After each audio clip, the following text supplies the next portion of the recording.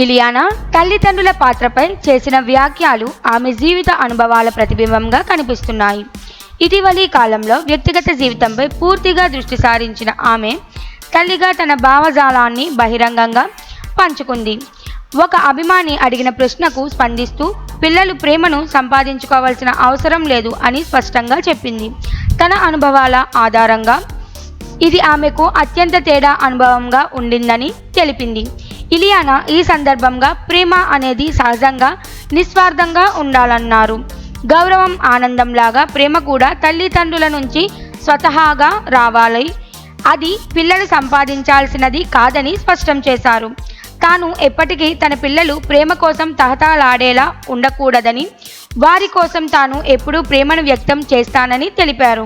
ఇలియానా వ్యాఖ్యలు సోషల్ మీడియాలో వేగంగా పాకాయి. ఆమె గతంలో ఫోటోగ్రాఫర్ ఆండ్రూ నీబోన్తో ఉన్న సంబంధం, అలాగే మైకిల్ను వివాహం చేసుకున్న విషయం, వీరికి ఇప్పటికే ఓ కుమారుడు ఉండగా ఇప్పుడు రెండో బిడ్డను ఎదురు చూస్తున్న విషయంలో అభిమానులు ఆసక్తిగా ఉన్నారు. ఆమె వ్యక్తిగత అనుభవాలు, ప్రత్యేకించి ప్రేమ పేరుతో ఎదురైన మోసాలపై ఇప్పటికీ ఆమె మనసులో మచ్చలున్నాయని భావిస్తున్నారు. ఇలియానా చివరిసారిగా నటించిన చిత్రం దో ఔర్ దో ప్యార్ కాగా, ప్రస్తుతం సినిమాల కన్నా కుటుంబ జీవితానికే ఆమె ప్రాధాన్యత ఇస్తున్నట్టు తెలుస్తోంది.